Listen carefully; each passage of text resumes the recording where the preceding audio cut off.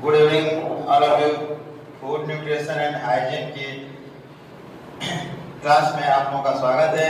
आज चैप्टर 2 हम पढ़ाने जा रहे हैं। आप लोग वीडियो देख रहे हैं, कृपया इसको लाइक और सब्सक्राइब और शेयर कीजिए ताकि हमें पता तो चले कि बच्चों को कैसा लग रहा है। रिस्पांस तो हमें आना चाहिए। कुछ हम लोग बहुत मेहनत कर रहे हैं ताकि वीडियो अच्छे से अच्छे जितना हो सके उतना आप लोग तक पहुंचे। ठीक है, अब आते हैं हम लोग चैप्टर 2 पे। ठीक है, इसका चैप्टर 2 देखिए, संतुलित आहार और उसको प्रभावित करने वाले कारक, balance diet and factor affecting the balance diet. जैसे चैप्टर फर्स्ट में हमारे जो सर थे उन्होंने आपको सारे न्यूट्रिएंट्स फूड के बारे में बताया कि कैसे मतलब खाएंगे, कैसे कौन से न्यूट्रिएंट्स खाएंगे, कितना हमको एनर्जी होगा, कैलोरी, ये सब एक्सेट्रा चीजें आपको बताई थी। ठीक है, कि हमको मांस मछली चाहे गेहूं कितने परसेंटेज में खाना चाहिए ताकि हमारे जो बॉडी को न्यूट्रिएंट्स मिलता रहे। क्योंकि भाई ये बॉडी है, बॉडी को जब तक एनर्जी मिलेगा नहीं, ये वर्क कैसे करेगा? नहीं ना करेगा।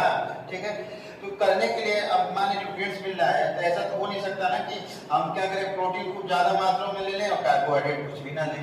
ये तो गलत हो जाएगा फिर ना। हमें ऐसा करना है कि प्रोटीन भी एक परसेंटेज में लें, कार्बोहाइड्रेट भी एक परसेंटेज में लें, वाटर भी एक परसेंटेज में लें, मतलब ये सबको एक बैलेंस करके चले। ठीक है, तो यही चीज जो भी हमारे सर ने बताया था पिछली कक्षा में आपको न्यूट्रिएशन के बारे में, प्रोटीन कार्बोहाइड्रेट के बारे में, हम उसको वही चीज पढ़ेंगे इसमें, उसको बैलेंस के फॉर्म में पढ़ेंगे। बैलेंस को तो उसको कैसे बैलेंस करके पढ़ें। ठीक है, कैसे बैलेंस करके खाएं। ठीक है, अब तो ऐसा हो नहीं सकता कि अब ऐसा तो हो नहीं सकता ना कि हम प्रोटीन को खाते रहे, प्रोटीन खाएं हमारे किडनी पे इफेक्ट कर दिया, चाहे किसी बॉडी पार्ट पे इफेक्ट कर दिया। भाई प्रोटीन खाने से हमको पूरे दिन, अगर हम पूरे दिन काम करते हैं तो हमको सारे इसेंशियल न्यूट्रिएंट्स जितने होते हैं, जितने पोषक तत्व होते हैं, हमको सबकी जरूरत होती है। ठीक है, हमारे बॉडी को एक परसेंटेज में वाटर भी चाहिए, सब कुछ चाहिए। इसी को हम लोग क्या कहते हैं, बैलेंस डाइट बोलते हैं। ठीक है, बैलेंस डाइट का मतलब यही होता है कि हर एक चीज का परसेंटेज हम लेके चले और एक काम करने के लिए हमको जो भी न्यूट्रिएंट्स चाहिए उसको समय समय पे लेते रहे, उसी को हम लोग क्या करते हैं, बैलेंस डाइट। आज के टाइम पे लोगों को बहुत चीजों का भ्रम है। भ्रम ये है कि हम बहुत अच्छे से खाना खाएंगे तो अपने बॉडी के सारे न्यूट्रिएंट जो हमको बॉडी को रिक्वायर्ड एसेंशियल न्यूट्रिएंट्स है वो कंप्लीट हो जाएगा। ये गलतफहमी है। कोई जरूरी नहीं कि महंगे महंगे खाना खाएं उसी से हमारी पूरी बॉडी का न्यूट्रिएंट्स हमको मिलता रहेगा। ये बिल्कुल गलत है। ठीक है, हमको न्यूट्रिएंट्स लेने के लिए हमको सबसे पहले जो हम खाना खा रहे हैं उस पर ध्यान देना होगा, उसको खाने में कितने परसेंटेज में क्या है। ठीक है, अगर ग्रेन ले रहे हैं, गेहूं ले रहे हैं, आटा खा रहे हैं हम लोग, ठीक है, तो आटा है तो आटा से हमको एक कार्बोहाइड्रेट मिल रहा है तो कितने परसेंटेज में है, उसका परसेंटेज अलग है। लेकिन लोगों को आज के टाइम में बहुत सारे भ्रम हो गए हैं कि नहीं हम महंगा खा रहे हैं, 2000 का खाना खा रहे हैं तो नहीं भाई भोजन बहुत अच्छा है। तो ये बिल्कुल गलत है। इससे हमारे बॉडी को नहीं कंप्लीट न्यूट्रिशन हो पाएगा। ठीक है, जैसे जैसे क्या होता है कि एक अब जैसे बैलेंस फूड्स, अब लोग सोचते हो कि महंगा खाना खा रहे हैं तो हमको बहुत अच्छा पूरा हर चीज कंप्लीट हो जा रहा है। नहीं, ऐसा नहीं है। ये प्रॉब्लम सिर्फ अमीरों में नहीं है, इस प्रॉब्लम गरीबों में भी है। ऐसे क्यों? गरीबों में कैसे? गरीब क्या होता है कि खाएगा खाना, कार्बोहाइड्रेट वाला खाना ज्यादा खा लिया, क्योंकि मजदूर वर्ग या किसान वर्ग जो भी काम करता है उसको लार्ज अमाउंट में एनर्जी चाहिए। लार्ज अमाउंट में एनर्जी कैसे मिलेगा? जब इक्वल मात्रा में हमारा प्रोटीन होगा, कार्बोहाइड्रेट होगा, एक्सेट्रा जो इसेंशियल चीजें हैं वो सब तभी होगा। ये सोच रहे हैं कि हम अमीर हैं तो बहुत कर ले रहे हैं, जो गरीब है तो ऐसा कुछ नहीं है। ठीक है, क्योंकि अगर हम चाहते हैं कि हमारा शरीर खूब अच्छा वर्क करे तो उसके लिए हमको क्या करना पड़ेगा, हर एक चीज को बैलेंस करके चलना होगा। जैसे बता रहे हैं आज के टाइम पे क्या है कि महंगे फल, दूध, वसा लेने के बावजूद भी उनका पोषण असंतुलित होता है, क्योंकि उनको किसी न किसी पोषण तत्व की कमी है। क्यों कमी है? क्योंकि उसका नॉलेज नहीं है उस लोगों के पास। जब नॉलेज नहीं रहेगा तो हर चीज की कमी ही होगी। ठीक है, जैसे बैलेंस डाइट। बैलेंस डाइट क्या होता है? बैलेंस डाइट के बहुत सारे डिफिनेशन है। ठीक है, एक जो है डिफिनेशन जो हम आपको बता रहे हैं। ठीक है, संतुलित आहार वह भोजन होता है जिसमें सभी पौष्टिक तत्व व्यक्ति विशेष के शारीरिक अंग, आयु, वजन एवं क्रियाशीलता अवस्था आदि के अनुसार उचित मात्रा एवं अनुपात में मौजूद हो। जैसे क्या हुआ, वसा, प्रोटीन, खनिज, लवण, विटामिन एवं जल, ये सब चीजें जो होती हैं एक उचित मात्रा में अगर प्रेजेंट हो हमारे खाने में, उसी को हम लोग क्या बोलते हैं, बैलेंस डाइट होते हैं। ठीक है, लेकिन हाँ सबका अलग अलग डाइट होता है। ठीक है, गर्भवती महिला का अलग डाइट होता है, एक नौजवान इंसान का अलग डाइट होता है, एक बच्चों का अलग डाइट होता है। ठीक है, इसको हम लोग एक दूसरे से जोड़ नहीं सकते, सबको खाने का तरीका अलग अलग होता है। हाँ, किसी को ज्यादा एनर्जी की जरूरत पड़ती है, किसी को कम एनर्जी की जरूरत पड़ती है। जैसे होता क्या है कि नौजवान है, उसको ज्यादा खाने की जरूरत पड़ेगी। ठीक है, जैसे एक छोटा बच्चा है, उसको कम खाने की जरूरत पड़ेगी। ठीक है, जैसे महिलाएं हैं, महिलाओं को भी ज्यादा एनर्जी की जरूरत पड़ती है। ये सब चीजें होता है, ये सब चीजें बैलेंस करके चलना है, इसको क्या बोलते हैं, बैलेंस डाइट बोलते हैं। सब पढ़ाइए।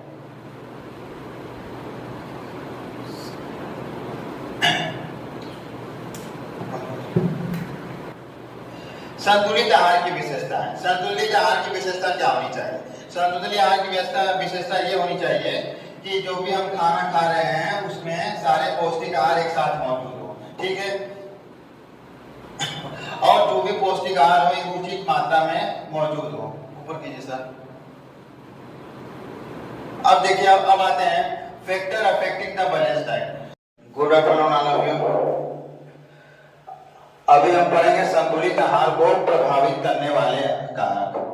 संतुलित आहार, संतुलित आहार तो इससे पहले हम बताए थे, हम लोग फर्स्ट क्लास में बताया गया था, दूसरे क्लास में बताया गया था कि बैलेंस डाइट क्या क्या होता है। ठीक है, तो एक बार हम आप लोगों को रिमाइंड करा दें कि बैलेंस डाइट क्या क्या होता है। ठीक है, बैलेंस डाइट में आप क्या आता है, carbohydrate, protein, fat, vitamin, minerals, water, ये सब चीजें अगर हम लोग खा रहे हैं एक लिमिट में, एक मात्रा में, तो उसी को हम लोग बोलते हैं बैलेंस डाइट। में सब एक पोषक तत्व है। ठीक है, हमारे बॉडी को बहुत ही जरूरत है, तो इसकी बहुत जरूरत होती है। ये essential part of our body, ये हमारे बॉडी का बहुत महत्वपूर्ण सब पार्ट है। ठीक है, इसमें हमको कुछ भी खाना होगा एक मात्रा में लेके खाना है।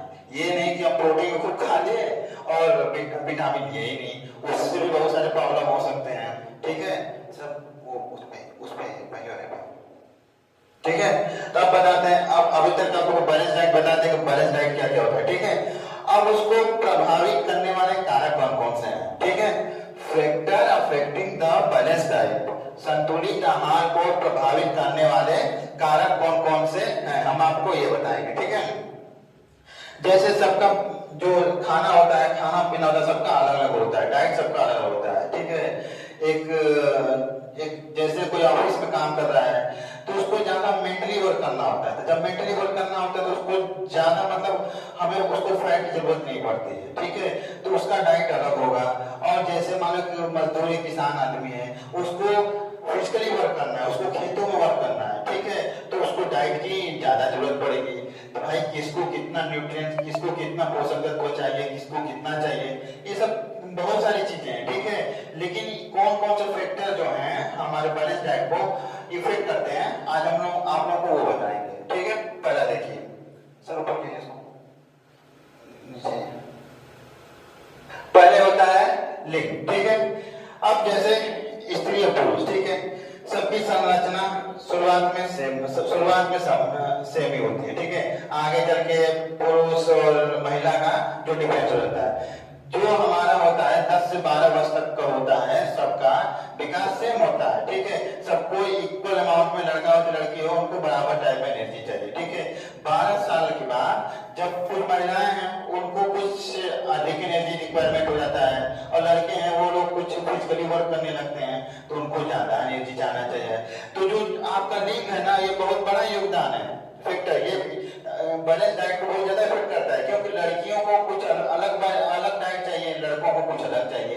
जैसे लोग होता है, ठीक है, बोलते हैं कि लड़कियों को लोग की ज्यादा जरूरत पड़ती है, लड़कों की कम पड़ती है। ठीक है, तो एक पहला एक आपका फैक्टर हो गया लिंग। ठीक है, अब आते हैं हम दूसरा पे, एक मिनट नीचे जैसा थोड़ा तो 3, जैसे कहा जाता है कि लड़कियों को लोगों की बहुत ज्यादा जरूरत होती है, लड़कों को कम पड़ती है, लेकिन ICMR 1990 में ये स्पष्ट कर दिया ऐसा कुछ नहीं है।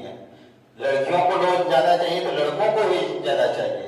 ठीक है, अभी तक ये मतभेद हम पाल के रखे हुए थे कि नहीं लड़कियों को लोगों की जरूरत ज्यादा पड़ती है, उनको ज्यादा लोग वाली चीजें खिलाओ, ये बहुत सब चीजें थी। लेकिन ऐसा नहीं है, आईसीएमआर 1993 में क्लियर कर दिया है कि लड़कों को भी ज्यादा लोगों की जरूरत पड़ती है। ठीक है, अब आते हैं आपका दूसरा फैक्टर। कौन सा फैक्टर जो है आपको बड़े डाइट को इफेक्ट करता है? आयु। ठीक है, जैसे मान लीजिए आयु, जैसे मान लीजिए 5 वर्ष का लड़का है और एक 20 वर्ष का लड़का है। ठीक है, दोनों है। 5 वर्ष के लड़के को कम डाइट की जरूरत पड़ती है इनका 20 वर्ष के लड़के को, क्योंकि 20 वर्ष का लड़का है उसका जब शरीर बड़ा है तो उसको एनर्जी की रिक्वायरमेंट ज्यादा होगी। जब ज्यादा रिक्वायरमेंट होगी तो ज्यादा वो खाएगा भी। ठीक है, तो ज्यादा वर्क भी करेगा। लेकिन 5 साल के बच्चे को उतनी जरूरत नहीं पड़ती है, क्योंकि उसकी जो बॉडी है उसको रिक्वायरमेंट बहुत कम होती है। जब कम रिक्वायरमेंट होगी तो कम खाएगा। ठीक है, तो आयु भी जो है बहुत बड़ा फैक्टर है। ठीक है, अब आते हैं आपके तीसरे पे। तीसरा है आपका शारीरिक क्रियाशीलता, फिजिकल एक्टिविटी। ठीक है, अब देखिए एक हम जैसा आपको पहले बताएं किसान है। ठीक है, किसान जो है फिजिकल एक्टिविटी करता है तो वो ज्यादा खाता है, लेकिन जो ऑफिस में काम करता है वो उसको कहाँ ज्यादा जरूरत पड़े, क्योंकि वो फिजिकल एक्टिविटी नहीं करता है, वो मानसिक एक्टिविटी करता है। जब मानसिक एक्टिविटी करेगा तो उसको ज्यादा खाने की जरूरत नहीं पड़ेगी। ठीक है, लेकिन जो फिजिकल एक्टिविटी करता है उसको ज्यादा डाइट की जरूरत पड़ेगी, और ज्यादा डाइट में उसको सारे इसेंशियल कार्बोहाइड्रेट, प्रोटीन, ये सब जितने हैं, फैट, मिनरल्स सब चाहिए। ठीक है, नेक्स्ट है सर, नीचे करिए नीचे है सब थोड़ा देख। अब जैसे उसमें हो गया, अब बोले एक होता है अधिक क्रियाशील व्यक्ति, एक मध्यम क्रियाशील व्यक्ति और एक होता है स्वास्थ्य। ठीक है, अधिक क्रियाशील व्यक्ति मिल जाते हैं। ठीक है, जैसे अधिक में क्या होता है, जैसे मजदूर हुआ, कूली हुआ, एक्सेट्रा, किसान वर्ग हुआ, ये अधिक क्रियाशील होते हैं, क्योंकि खेत में जाके फावड़ा चलाएंगे, एक्सेट्रा सब काम ही करेंगे। जो भी काम करेंगे उनको एनर्जी की ज्यादा जरूरत पड़ेगी। जब ज्यादा जरूरत पड़ेगी जाहिर सी बात है ज्यादा खाएंगे। जब खाएंगे तो भाई हर एक उस खाने में हर एक बैलेंस, हर एक डाइट होना चाहिए। ठीक है, तो ये होता है अधिक क्रियाशील व्यक्ति में आता है, एक मध्यम क्रियाशील व्यक्ति में आते हैं। ठीक है, जैसे हो गया ऑफिस का हुआ, ऑफिस में काम कर रहे हैं, अपने किसी के पापा गवर्नमेंट जॉब कर रहे होंगे, चाहे कहीं कोई ऑफिस में काम कर रहे होंगे, तो देखिएगा वो लोग, उन लोगों को कम डाइट की जरूरत पड़ती है, क्योंकि उनको ज्यादा वर्क मानसिक वर्क होता है। ठीक है, उनको फिजिकल एक्टिविटी कम होती है। तो जो बैठ के काम करते हो, चाहे कोई गवर्नमेंट जॉब में हो, जैसे कोई अच्छे कलर के पोजीशन पे हो, तो इन लोगों को कम डाइट की जरूरत पड़ती है। तो ऐसे लोग मध्यम क्रियाशीलता में आते हैं। ठीक है, सर पकड़िए, नीचे अब आते हैं तीसरा पॉइंट, साधारण क्रियाशीलता। ठीक है, जैसे हमारे कॉलेज में है। ठीक है, अपने कॉलेज में आप लोग आए होंगे, देखे होंगे, जो भी सर लोग पढ़ाते होंगे उन लोगों का मध्यम क्रियाशीलता होता है, सॉरी उन लोगों का साधारण क्रियाशीलता होता है। इससे साधारण होता है क्योंकि सर लोग जाते हैं क्लास में सिर्फ बोलना होता है, ज्यादा मेंटली प्रेशर नहीं होता है। बस ये होता है कि हमें चीजें पढ़नी है और जाके लोगों को पढ़ानी है, मतलब उसमें ज्ञान जो हम अर्जित किए रहते हैं उसको देना होता है। ठीक है, तो ऐसे सब चीजें आपके आ जाती हैं साधारण क्रियाशीलता में। ठीक है, जैसे मैनेजर, प्रोफेसर, आईएएस अधिकारी आते हैं, क्योंकि ये लोग को भाई चीजें बतानी होती है, सिर्फ ये चीजें कि ऐसा करो वो करो, इसमें कोई दो नहीं, क्योंकि ज्ञान अर्जन हो जाता है। जब हो जाएगा तो चीजें हमें बतानी होगी। सर ऊपर आइए, नीचे है सर, स्वास्थ्य। जैसे हेल्थ बहुत बड़ा फैक्टर होता है। ठीक है, अब नहीं बोलते, जैसे होता है किसी का हेल्थ बहुत अच्छा होता है तो खाना खाने बैठेगा तो गेहूं चार पांच रोटियां खा जाएगा। ठीक है, लेकिन जिसका स्वास्थ्य सही नहीं होगा वो एक ही रोटी खाएगा कि नहीं खाएगा। जैसे कि हमको टाइफाइड हो गया। ठीक है, टाइफाइड हुआ, टाइफाइड क्यों हो जाता है? कोई ना कोई हमारा जो डाइट होता है वो कम ही होता है, जो हम डाइट ले रहे हैं वो बैलेंस नहीं होता होगा। ठीक है, इसलिए टाइफाइड होने का सबसे बड़ा रीजन होता है। ठीक है, क्योंकि कोई डाइट की कमी हो जाती है। तो इसमें अब हेल्थ जाते हैं 3। ठीक है, जैसे किसी की तबीयत खराब हो गई, ज्वर हो गया, ज्वर में मतलब ये होता है कि बीएमआर एक टर्म्स होता है। तो बीएमआर में क्या होता है कि जो हमारे शरीर है रोगों से लड़ने की क्षमता उसकी कम हो जाती है। जब कम हो जाती है तो जाहिर सी बात है टाइफाइड, ज्वर, एक्सेट्रा में जो भी चीजें बीमारी हमारी हो जाती है। ठीक है, तो जो बीमार व्यक्ति होता है उसको कम डाइट की जरूरत पड़ती है, क्योंकि जब चीजें वर्क करेंगे नहीं, जब वर्क करेंगे नहीं तो भूख नहीं लगेगा, जब भूख नहीं लगेगा तो खाओगे कहां से। अब चलिए ऊपर चलिए। अब आता है पांचवा आपका जलवायु तथा मौसम, क्लाइमेट एंड सीजन। ठीक है, अब जैसे ठंडा आएगा ना तो सब लोग बोलेंगे ना कि भैया रात को 5 रोटी दबा के खाओ, होता है कि नहीं, होता है ना। ठीक है, और गर्मी आकर कहते हैं आदमी कि 2 रोटी खा नहीं तो उल्टी हो जी, तो तबीयत खराब हो जाएगी, होता है ना। तो यही होता है जलवायु तथा मौसम, यही ये फैक्टर होते हैं, बहुत बड़ा प्रभाव डालते हैं। ठंड में हम कुछ भी चीजें खा लेंगे वो हमारा डाइजेस्ट हो जाता है, लेकिन गर्मी में ऐसा नहीं है। ठीक है, तो ये भी एक फैक्टर है जो हमारे बैलेंस डाइट को इफेक्ट करता है। अब आते हैं छठवां पे, विशिष्ट शारीरिक अवस्था। ठीक है, विशिष्ट शारीरिक अवस्था। गांव में देखे होंगे 1-2 लोग होते हैं, बहुत हैवी होते हैं, इतने मोटे तगड़े होते हैं। अब उनको देखिएगा कि वो लोग कम से कम 10, 12, 20 पूरियां खा जाते हैं, है कि नहीं।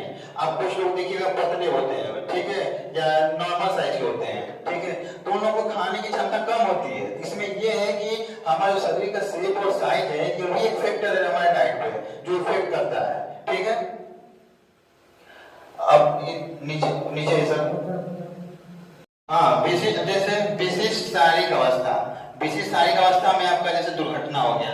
ठीक है, दुर्घटना में जो हमारी हड्डियां टूट जाती हैं तो उनको जोड़ने के लिए हमें ज्यादा एनर्जी चाहिए होती है, ज्यादा हमें कैल्शियम की जरूरत पड़ेगी। ये सब बहुत सारे फैक्टर हैं विशिष्ट अवस्था में जो हमारे बैलेंस डाइट को इफेक्ट करते हैं। ठीक है, जब शरीर में कुछ भी टूट फूट हो जाए या कोई कमी हो जाए तो भाई उसको पूरा करने के लिए हमें कहीं ना कहीं से डाइट चाहिए ना, जो होता है। जैसे हड्डी टूट गया, चाहे ब्रेन की वीकनेस आ गई, चाहे हार्ट की प्रॉब्लम हो गई, ये सब सारे सब चीजों के लिए हमारे जो रिक्वायरमेंट होती है एनर्जी की वो बढ़ जाती है। ठीक है, अब आते हैं गर्भावस्था पे।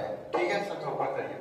गर्भावस्था में जब महिलाएं जब बच्चे गर्भ में होते हैं तो उनको ज्यादा से ज्यादा एनर्जी की जरूरत पड़ती है, तो ज्यादा से ज्यादा बैलेंस डाइट होना चाहिए। ठीक है, जैसे कार्बोहाइड्रेट, प्रोटीन, फूड, चाहे आपको मिनरल्स, वाटर, सब चीजें हैं, आपको ज्यादा से ज्यादा करना चाहिए।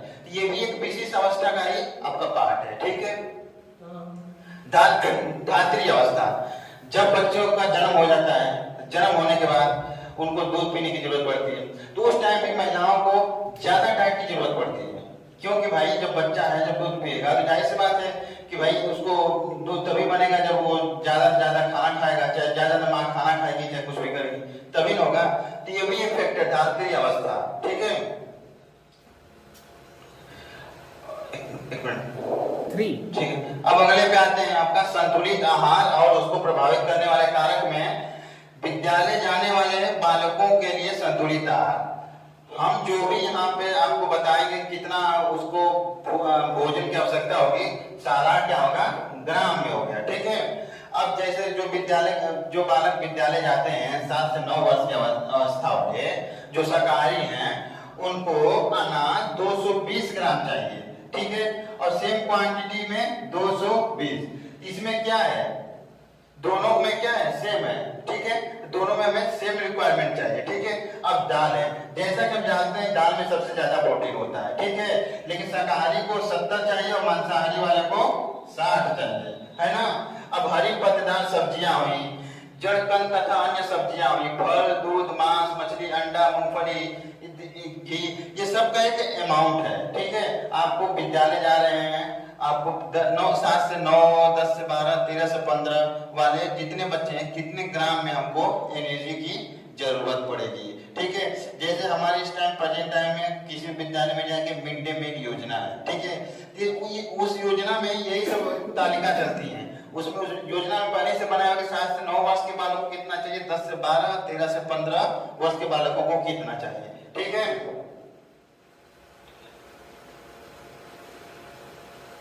ठीक है, अब देखिए, अब आते हैं और है आपका अंक तालिका। साला के पूर्व बालक 1 से 3 वर्ष में, ठीक है, इनको कितना चाहिए। अब जैसा पहले बोले हैं कि 12 वर्ष तक का लड़का हो या लड़की, उनका विकास सबका बराबर होता है। ठीक है, लेकिन 12 वर्ष के बाद क्या होता है, लड़कियों को कुछ अलग डाइट की जरूरत पड़ती है, लड़कों को कुछ अलग डाइट की पड़ती है। ठीक है, इसमें आपको हम बताते हैं। जैसे लड़की है 13 से 18 वर्ष की, ठीक है, अगर शाकाहारी है तो उसको 420 ग्राम चाहिए, ठीक है, शाकाहारी भोजन। अब मांसाहारी है तो उसको भी 420 चाहिए। अब जैसे दाल है इसमें 70 चाहिए, मांसाहारी 50 चाहिए। जैसा कि हम जानते हैं कि फूड चेन होता है, ठीक है, एनर्जी एक जगह से दूसरी जगह ट्रांसफर होती है, लेकिन 10% लॉस होती है और 90% ट्रांसफर हो जाती है। तो ठीक इसमें है कि मांसाहारी में क्या होता है कि जो भी हमारा भोजन होता है मांसाहारी का, उसमें ज्यादा हमें एनर्जी मिलता है, ठीक है। तो इसीलिए यहाँ पर 50 ग्राम भी रहेगा तो ये सफिशिएंट है। अब जैसे इसमें वो जड़ होगा, कंद हुआ, अन्य सब्जियां, फल, दूध, मांस, मछली, अंडा, मूंगफली, ये सब का भी एक हम लोग तालिका इसमें लिखा हुआ है, ठीक है, कि लड़कों को कितना चाहिए और लड़कियों को कितना चाहिए, शाकाहारी और मांसाहारी, ठीक है। ऊपर जी सर, हाँ चलिए ठीक है। अब आते हैं वयस्क स्त्री को, ठीक है। वयस्क स्त्री में जैसे होता है, एक ज्यादा काम करने वाली औरतें होती हैं, एक कम काम करने वाले होती हैं, और एक अधिक क्रियाशील औरतें होती हैं, ठीक है। अब जैसे क्या बोलते हैं कि जो आयु जो होता है इंसान का, आयु भी बहुत फैक्टर है आपका वयस डाइट का, ठीक है ना। अब जो औरतें किसानी कर रही हैं या मजदूरी कर रही हैं, जाहिर सी बात है उनको ज्यादा एनर्जी की जरूरत पड़ेगी। और जो औरतें जैसे घर में मध्यम काम करती हैं, ठीक है, जैसे झाड़ू पोछा एक्सेट्रा, ये सब मध्यम में आएगा। और जो साधारण में क्या हो गया, जो स्त्रियां जाके स्कूल में पढ़ा रही हैं, चाहे कहीं क्लर्क हैं, चाहे ये सब काम कर रही हैं, वो साधारण में आएगा। तो इनको कितना ग्राम में इनको एनर्जी की जरूरत पड़ती है, ठीक है। जैसे अनाज है, अब जो साधारण जो स्कूल में पढ़ा रही हैं तो उनको 260, ठीक है। जो मांसाहारी है 250, और जो मध्यम है जो घर में काम करती हैं, जो झाड़ू पोछा बर्तन एक्सेट्रा काम करती हैं, उनको 310 से 300 ग्राम तक की एनर्जी की रिक्वायरमेंट पड़ती है। और जो अधिक जैसे किसानी कर रही हैं, कुछ देखिएगा कि कुछ महिलाएं जो होती हैं भट्टे पे ईंटा ढोती हैं, तो उनको देखिए, जो शाकाहारी होती है उनको 440 चाहिए, जो मांसाहारी होती हैं उनको 425 चाहिए, ठीक है। अब दाल पे आते हैं, ठीक है। अब दाल देखिए, जो साधारण जो स्कूल में काम कर रही है उनको 60 चाहिए, 50 चाहिए। जो मध्यम में काम करती है 60-50 इसको भी चाहिए, जो अधिक है उनको भी 60-50 चाहिए, ठीक है। हम ऐसा क्यों कि दोनों में 60-50, क्योंकि दाल जो होता है ना, दाल बहुत अच्छा स्रोत है प्रोटीन का, ठीक है। तो इतना सफिशिएंट है महिलाओं के लिए, इतना में उसको पर्याप्त उनको प्रोटीन मिल जाता है। तो इसीलिए तीनों के लिए ये बराबर है, ठीक है। क्योंकि कोई भी काम कर रहा है सिर्फ प्रोटीन ही फैक्टर नहीं होता, मिनरल भी होता है, कार्बोहाइड्रेट भी होता है, एक्सेट्रा बहुत सारे फैक्टर होते हैं कि नहीं। अब देखिए आपका जैसे हरी पत्तेदार सब्जियां, ठीक है, हरी पत्तेदार सब्जियां 100 क्योंकि देखिए हरी पत्तेदार सब्जियों में एक फिक्स अमाउंट में एनर्जी होता है, उसको तो कोई ये नहीं कर सकता है ना, ठीक है। इसमें क्या है कि उनको इसमें भी शाकाहारी हो उनको 100 ग्राम चाहिए, मांसाहारी हो उनको भी 100, सबको इसमें 100 चाहिए, ठीक है। अब जैसे जड़ हुआ तथा कंद वाली सब्जियां हुई, फल, दूध, अंडा, मांस, मछली, तेल, गुड़, भुजा, मूंगफली इत्यादि सब ये सब चीजें हैं, उनका जो यहाँ चार्ट दिया हुआ है कि किसको कितना एनर्जी की जरूरत पड़ती है, ठीक। और जितनी यहाँ पे एनर्जी का चार्ट दिया हुआ है सब ग्राम में, ठीक है। इस बात को थोड़ा ध्यान दें, ठीक है। ऊपर करिए सर, स्टॉप करिए।